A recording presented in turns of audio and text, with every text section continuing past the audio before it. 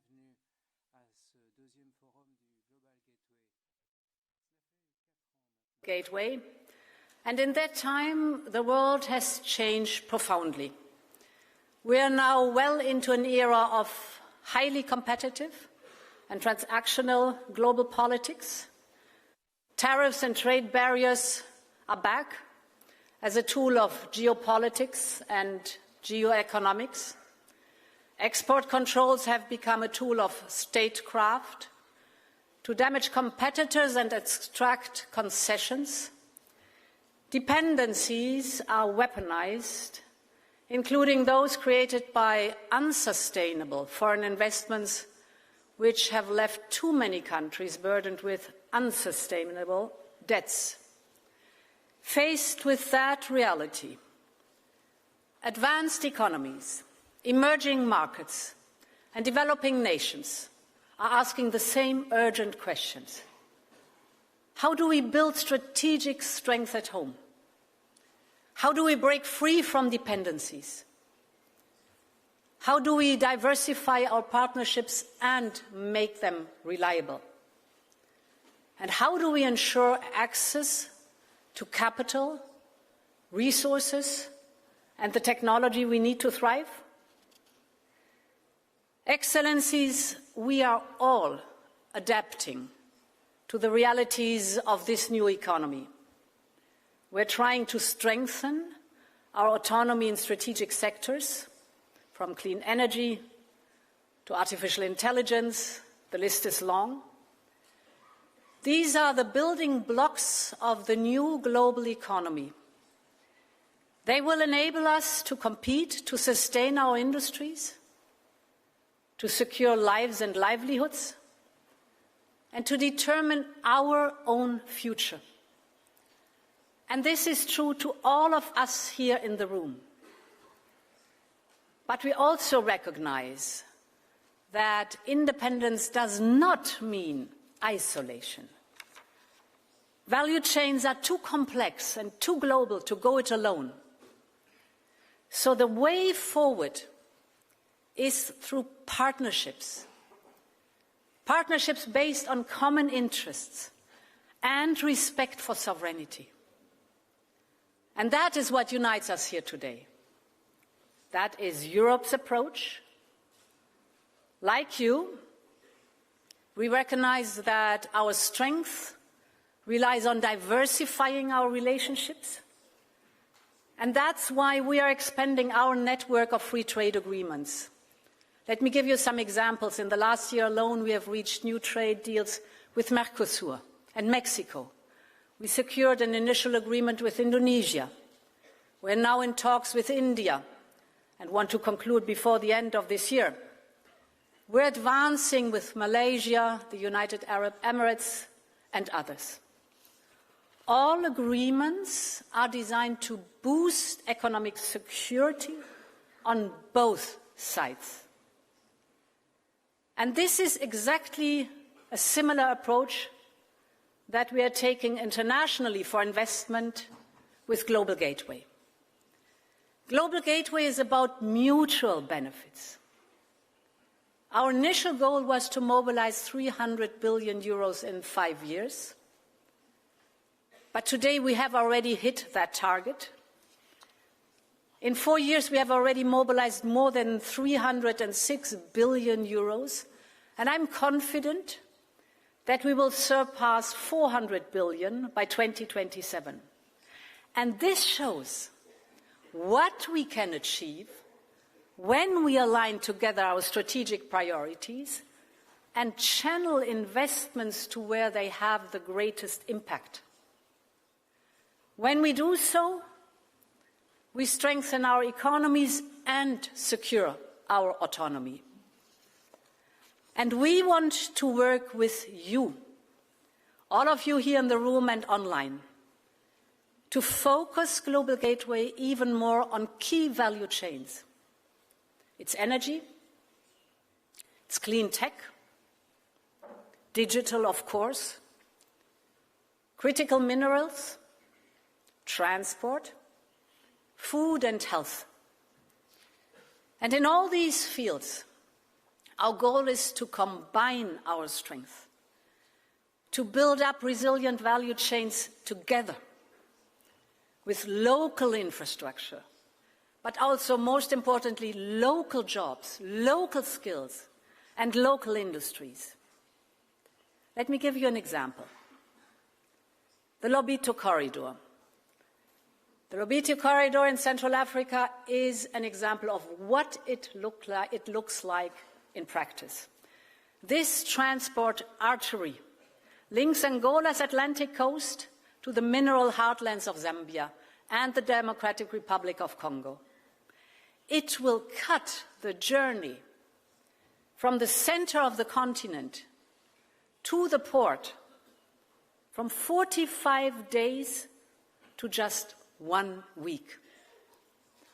And by removing 5,000 heavy-duty trucks from congested roads, it will significantly reduce carbon emissions. But the corridor is far more than just infrastructure. It is mobilizing over 1 billion euros not only for railways and roads, but for agricultural value chains in Angola, in DRC and Zambia, for modern logistic hubs to bring products to market, for vocational training to ensure that local people benefit from new jobs. It is about the critical raw materials that are so vital for our strategic industries, not just for Europe's needs, but with local processing and added value. So the Lobito Corridor is a strategic investment for both Europe and our African partners. And this is not a one-off story. We have with Global Gateway a similar project with you, all of you here today. Let me give you some examples. Investment in Colombia's digital transition. The regional electricity integration with Guatemala. From clean energy project in South Africa, Togo and Mauritania, to sustainable transport links in Nigeria. From modernizing strategic ports in Cabo Verde, to supporting Rwanda's rise as a regional hub for vaccines and biotech manufacturing. This is the breadth and the depth of our partnership. The aim is to build greater resilience, of course competitiveness, and common strength together. That is the essence of Global Gateway. And as the world changes around us, too many critical projects still struggle to secure financing. We all know that governments cannot bridge this gap alone. So lasting development depends on the engagement of the private sector with their funding and, of course, with their technologies and their know-how. Global Gateway makes grants, concession loans, and guarantees to share the risk and to make projects viable for business. And we've seen that this approach works. With the support from Global Gateway, private sector investments are already strengthening Africa's health and food sovereignty. They are turning harmful algae in Grenada, Barbados, and the wider Caribbean into new industries and value chains and good jobs. And therefore, I'm so pleased that today over 150 top European companies are represented here in this room and online, alongside public authorities and our financial institutions. Because we want to see greater engagement between our partner companies, our countries, and our private sectors. This cooperation does not just deliver public goods. Again, it means sustainable jobs, it means growth, it means prosperity that far outlasts the initial investment. So, We want to make this engagement as straightforward as possible. We have heard from business that you want to be involved earlier in the process, not just in the implementation, but in shaping priorities and identifying strategic projects. We've thought about it, we've worked on your requests, and we came to a good solution. And this is why we're launching today the Global Gateway Investment Hub. The Global Gateway Investment Hub is a single entry platform for companies to propose investments. A place where member states, development banks, export credit agencies and businesses come together to craft coordinated offers. So together we can deliver solid returns for investors, strategic value for Europe, and lasting benefits for our partners. Excellencies, this forum is not only a moment to showcase how we work together under Global Gateway. It is a moment to listen. It is a moment to reflect on how we can strengthen it further, how we can scale up concrete projects, how we can create greater investment opportunities. This room is full of potential partners. So to the CEOs and investors here today, your perspective is vital. Tell us, what will unlock new projects? What will give you the confidence to take them forward? And to our partner countries, we are in this together. So tell us, where are your priorities? Where are your ambitions meeting ours? Tell us where we can combine efforts to deliver on the shared potential we all believe in. Because Europe is here and Europe is ready to work with you, to deliver a future we want to share. So thank you all for being here today with us, and I look forward to a productive forum. Let's have a good day together. Thank you very much.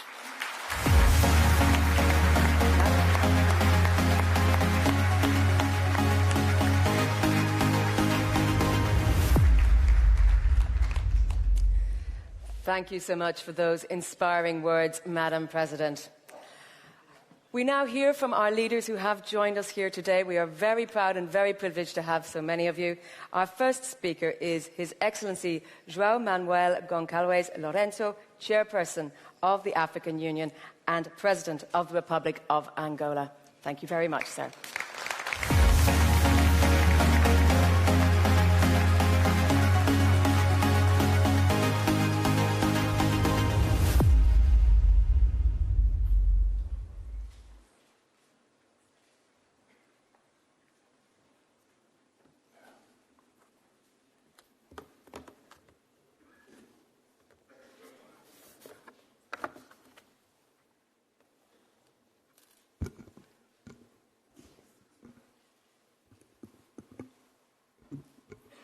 Sua Excelência Ursula von der Leyen, Presidente da Comissão da União Europeia, of the European Union, Head of State or Government, ladies and gentlemen.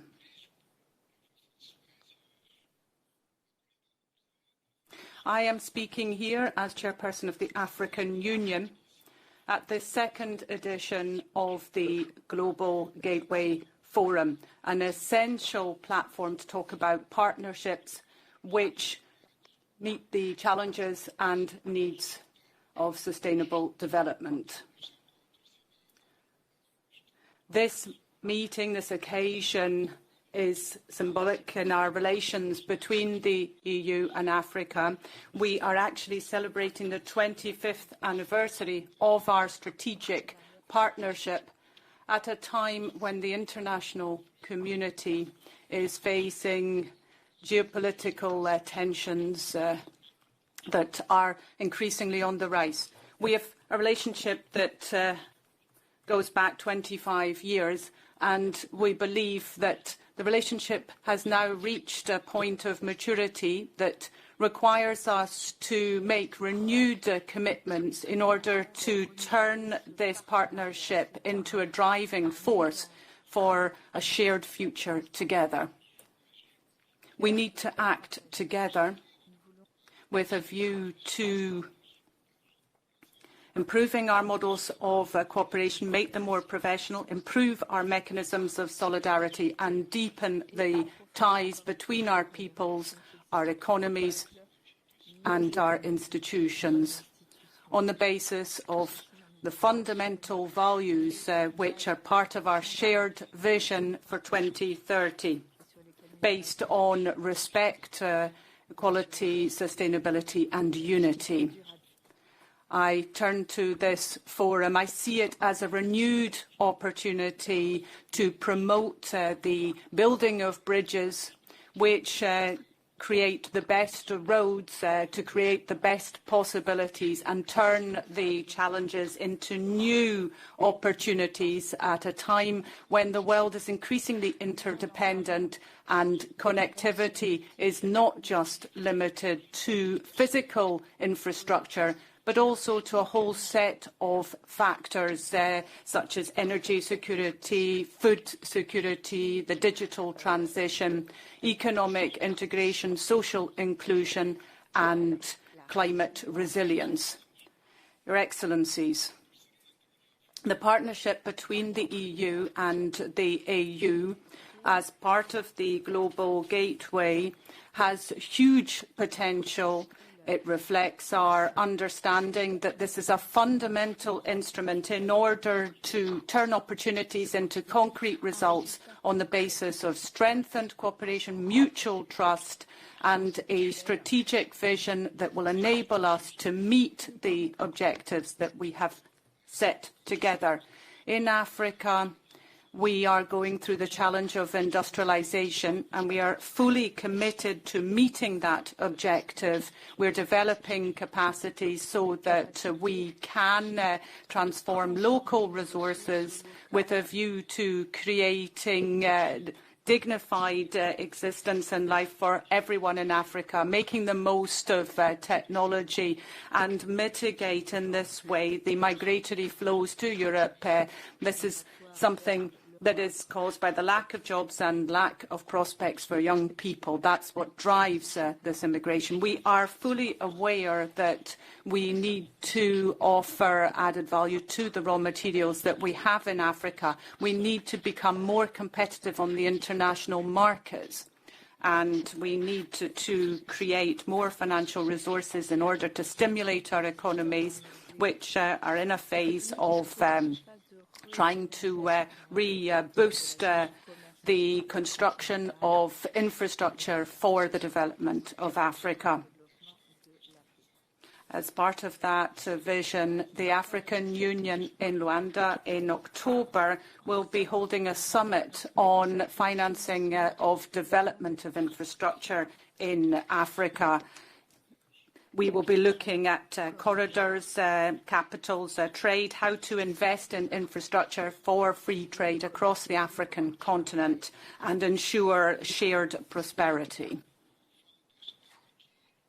I'm raising this here because I think that the time and place is right for us to make people more aware. We need to mobilise capital that we need so that we can channel it into the objectives that I've referred to, using the European mechanisms for development support and the different channels that you have with the private industry and business to leverage funds. It's very important that we are fully involved in the whole process of meeting this African dream, a shared one. We want to build ports, dams, hydroelectric facilities, photovoltaic facilities, bridges, roads, rail.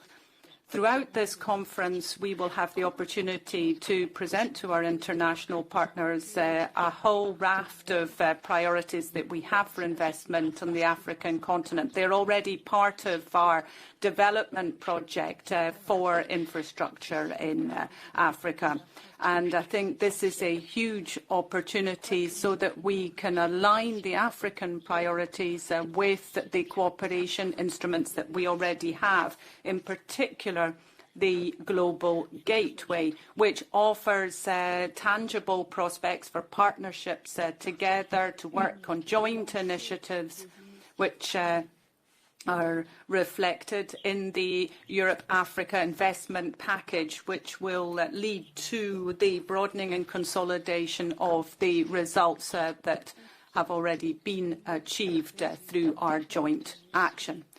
Your Excellencies, strategic cooperation between the EU and the African Union includes structural projects and this is now the third ministerial meeting that we've had between the EU and Africa. That was held in May this year, and at that meeting we already recognised the progress that's been made, and we saw the transforming impact of our common action with the single electricity market in Africa, our continental energy projects, the African energy shortfalls programme, and also the identification of geothermic potential and risks, and also the development of different structures under our BIDA programme.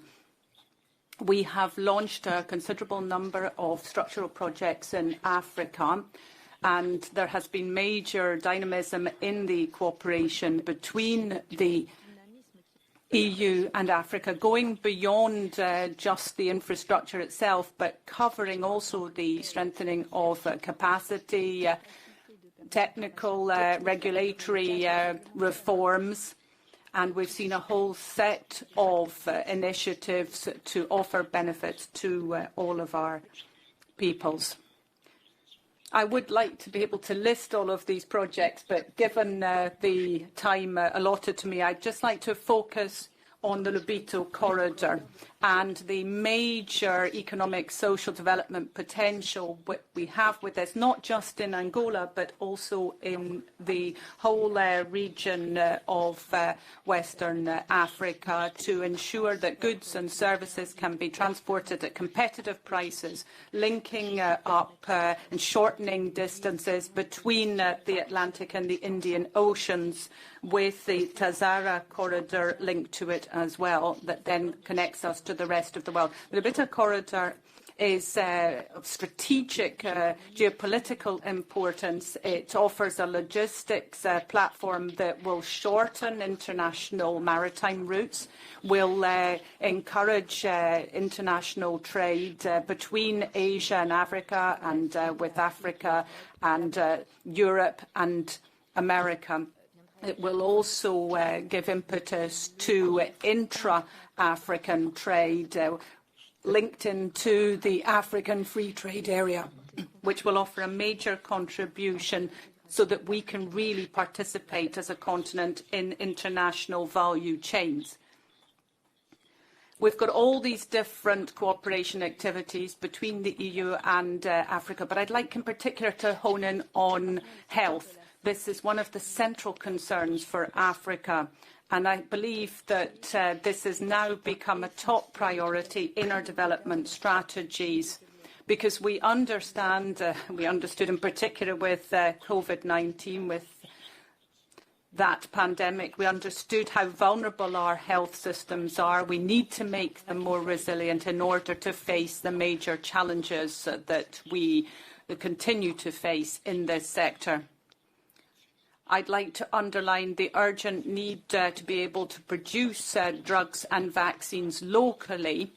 We are pleased to see cooperation between the EU and the Global Gateway, with the specific Europe Team initiative, which strengthens our capacities in this area in Africa, offering greater health security for the peoples of Africa.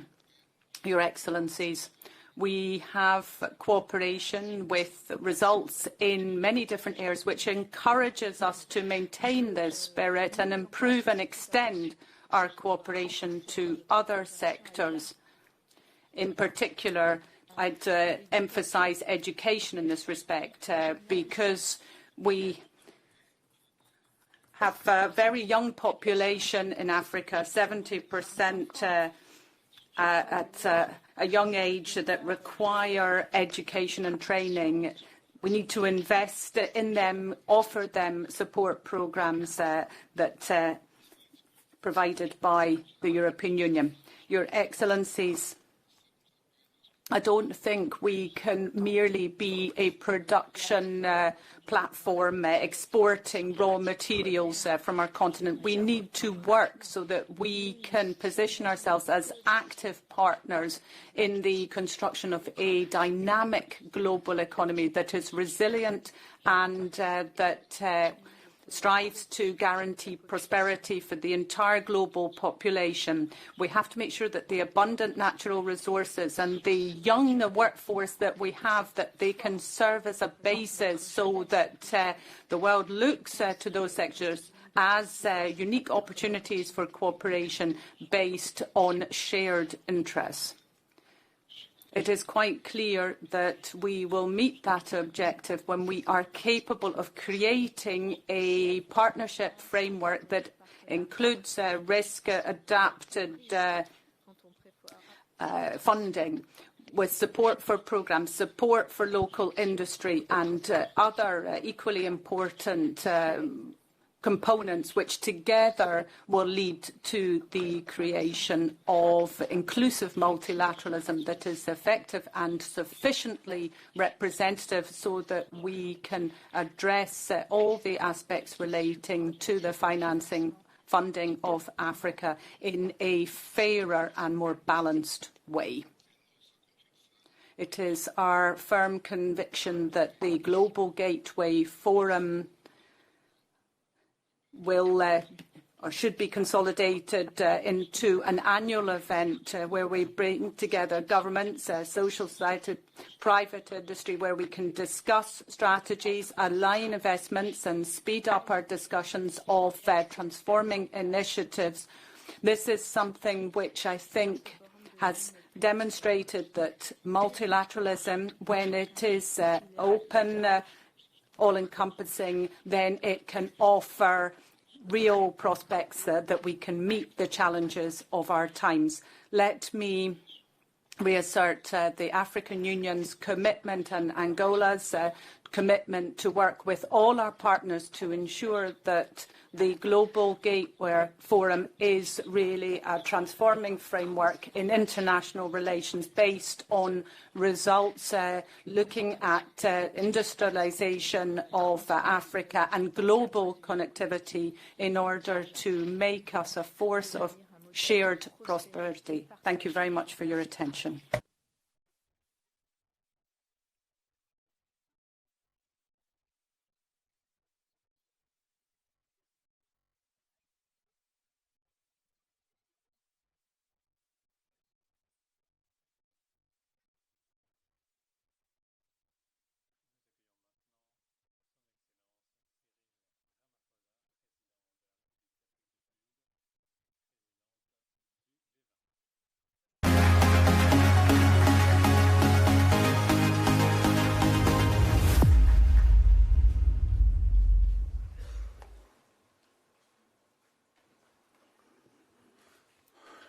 Your Excellency, President Ursula von der Leyen,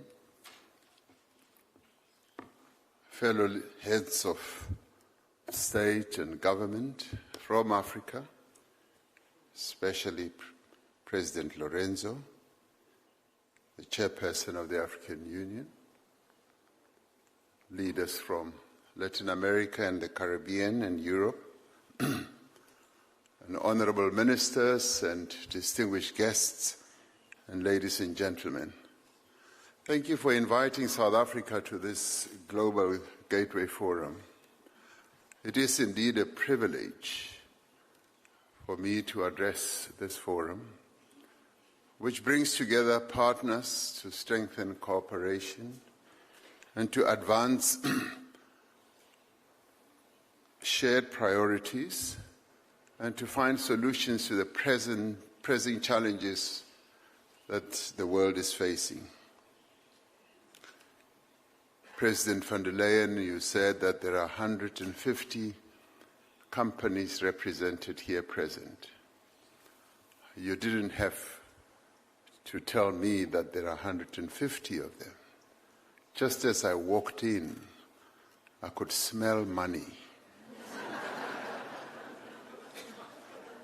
As I saw the president of the World Bank, I could touch money. And as I greeted you and President Lorenzo,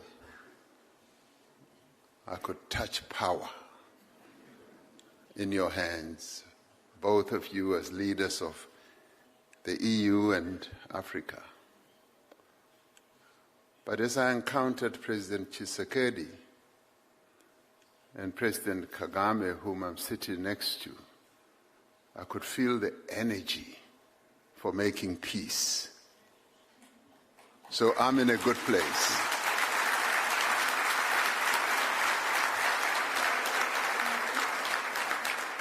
So it's not only a privilege to be here, it's an absolute joy. I have a galaxy of so many people who have so much impact and influence on the affairs of the world and my beloved continent, Africa. This forum is taking place at a time of geopolitical uncertainty and instability that is negatively impacting on security and economic growth in many parts of the world. These circumstances that the world faces now require comprehensive, coordinated, and forward-looking solutions. And these challenges, in fact, call for a renewed commitment to the peaceful resolution of conflict, respect for international law, the strengthening of multilateralism, and the progressive reform of international bodies like the United Nations and the WTO.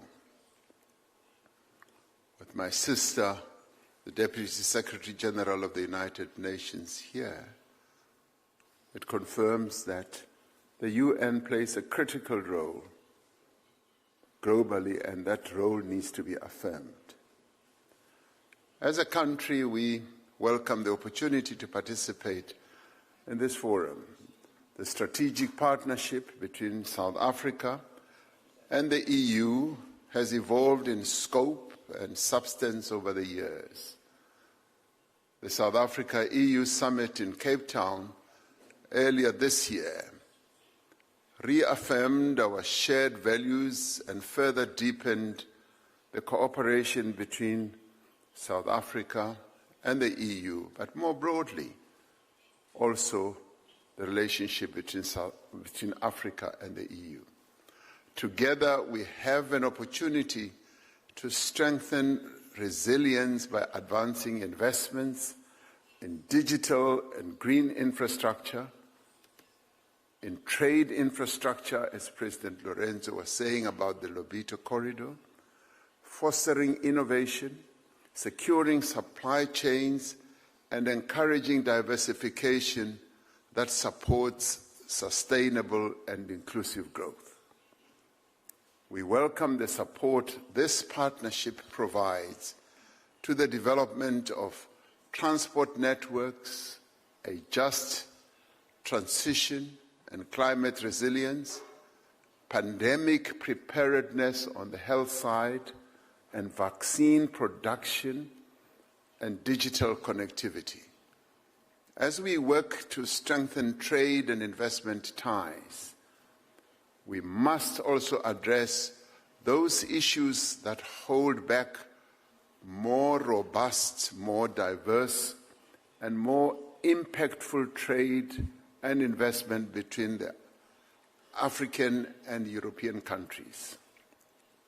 We need to work together to overcome the tariff and non-tariff barriers that constrain the breadth and the scale of African exports to the European Union. We must use investment and trade as effective tools and instruments to foster industrialization on the African continent. The Global Gateway, therefore, provides an opportunity to support the priorities that countries have themselves identified, as you have suggested, President von der Leyen, and priorities that they are seeking to pursue.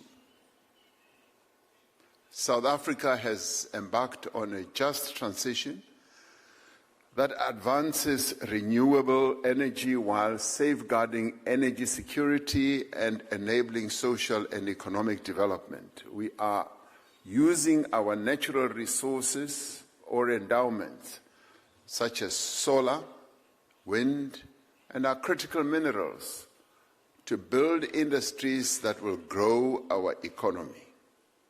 As South Africa, we are undertaking far-reaching economic reforms in energy, where we were challenged for quite a number of years, in water, in logistics,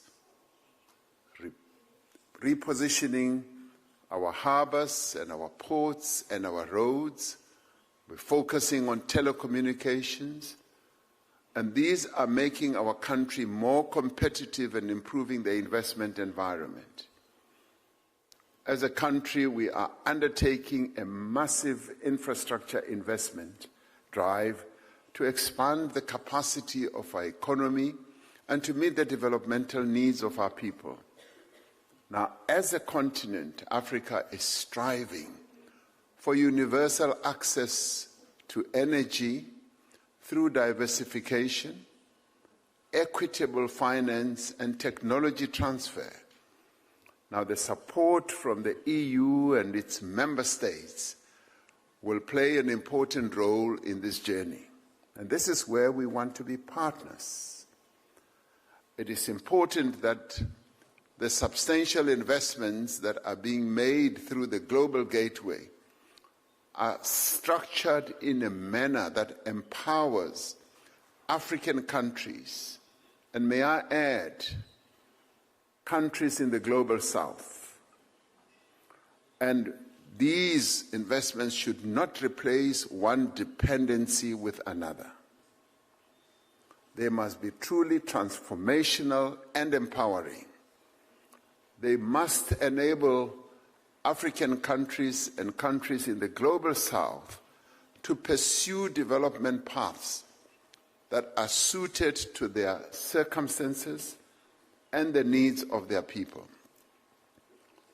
As we all know, South Africa is hosting the G20 Leaders Summit next month under the theme Solidarity, Equality, and Sustainability.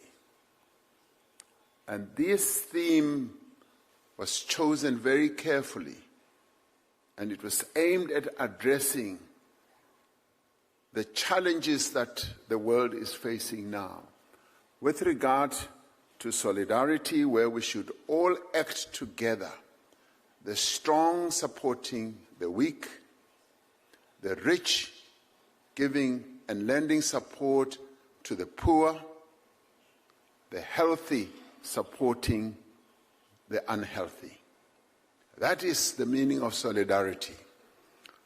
And we also said that there should be equality. The world needs more equality and inclusion rather than leaving others behind. But we also need sustainable development and transformation. With around 100 of the 132 official meetings having been held since we took over the presidency of the G20 from Brazil, South Africa is well on its way in preparations towards hosting what I would call a very successful G20 summit for the first time on African soil. We welcome the support of the European Union and other countries for our G20 priorities to address the many challenges that developing economy countries are facing. Many developing economy countries face unsustainable debt burdens. A key issue for the G20 must be to develop solutions to address the debt burden that holds back the growth and the development of many of those countries, especially in Africa and in the global south. We need further measures to ensure that there is fair and equitable access to finance and debt sustainability so that these countries can meet the needs of their people and realize their potential. It is, in my view, simply unacceptable that many developing economy countries pay much more for their debt than what more developed economy countries pay. This unfair treatment perpetuates inequality, not only between individuals, but amongst countries as well. And it is for this reason that South Africa has set up a G20 extraordinary committee of independent experts on global wealth inequality, which is led by a Nobel laureate, Professor Joseph Stiglitz, to table a report at the G20 Leaders Summit on the issue of inequality. We now need to confront inequality and find ways of addressing it, for the world cannot continue with one part of the world being much better off and the other part being unequal. We must build consensus on the reform of international financial institutions, particularly the multilateral development banks, to better tackle global challenges. We have recognized the need to massively increase support for climate action in the global south and for reconstruction in the aftermath of extreme weather events. Greater support needs to be given to developing economy countries through climate finance, and the commitments that have been made need to be met. We are also calling for stronger action against predatory mining practices and for management of critical minerals.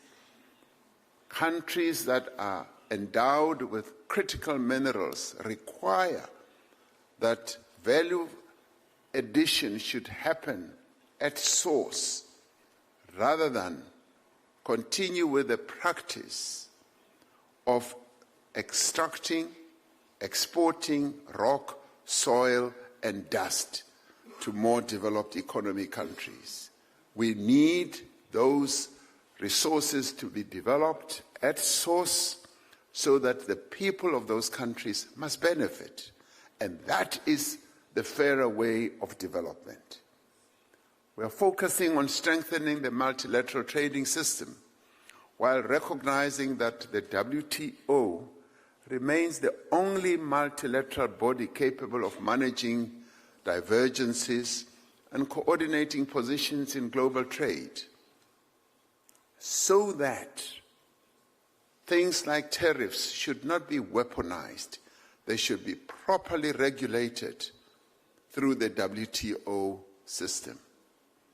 We remain committed to working closely with the EU to ensure that our shared ambitions translate into tangible outcomes.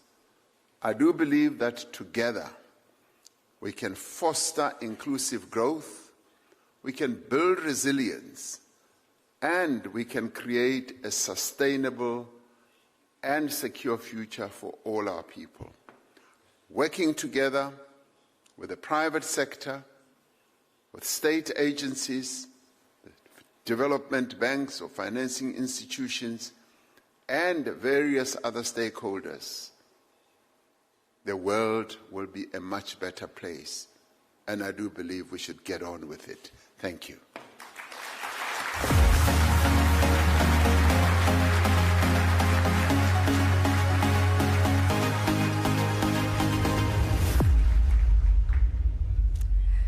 Thank you for setting the bar high for our discussions here at the Global Gateway Forum.